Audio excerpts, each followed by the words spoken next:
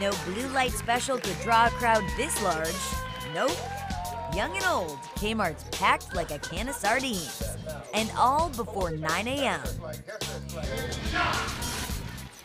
Now the crowd could just be getting a push on their holiday shopping, thanks to a basket loading contest.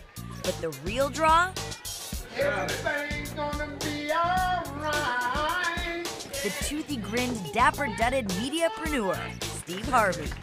A guy who, despite all his titles, attributes all his success to just one thing: making people laugh. Everything that's happened to me, you know, if I wasn't a stand-up, I wouldn't be hosting a game show. If I wasn't a stand-up, they would have never given me a radio show. If I wasn't a stand-up and become popular, they would have never asked me to write a book. I tell jokes, I'm not cute. And it's that wit and honesty that has made him so attractive to fans of the iconic American game show, Family Feud. Although, Harvey did take a slightly unorthodox approach to getting the hosting job. It came with a little pressure because, you know, the only time I really remember Family Feud was Richard Dawson. I was a lot younger then, so there was a lot of pressure going in, but, you know, I just relaxed and said, hey, I'm gonna do me. I'm gonna do it my way. I'm not gonna do it like Richard Dawson. I'm not gonna do it like anybody else. I'm not even really gonna do it like they asked me to do it. I said the medical terminology. I don't care what you said.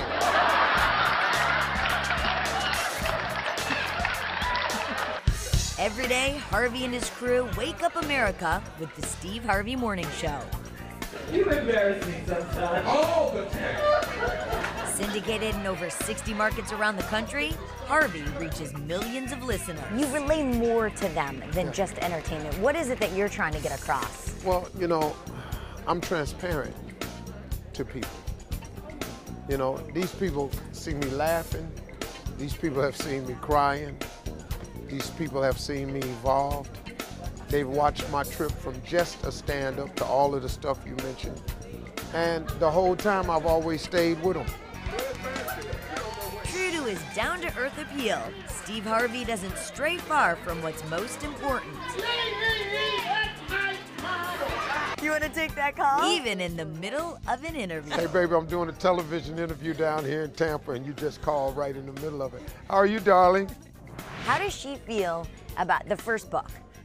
I mean, she loved it. She loved it. She understood where I was coming from. It's because of her that I was able to even write the book. Because she has me in a place in my life where, you know, I'm not looking around, I'm not fooling around, I'm cool, so I can say the truth. I'm not in the game. Does she ever throw it back in your face, though? She ever say, okay, wait a second, I know what you're gonna say here because it's in the book. Oh, yeah. Yeah. Oh, yeah. Oh, the book has come back to haunt me several times, yeah. That's her thing, though. As for that basket-loading Kmart giveaway, Look at him. Hey, man, why are you in the store? well, it's just one of the many things that Harvey has his name wrapped around. And clearly, there'll be more. You know, I've never become too big to come to the Kmart, to go to the Home Depot, to come to town to do stand-up. I never got away from them. And so they go, wow, here's a guy who's done all of this, but somehow he manages in his spirit to stay right here with him.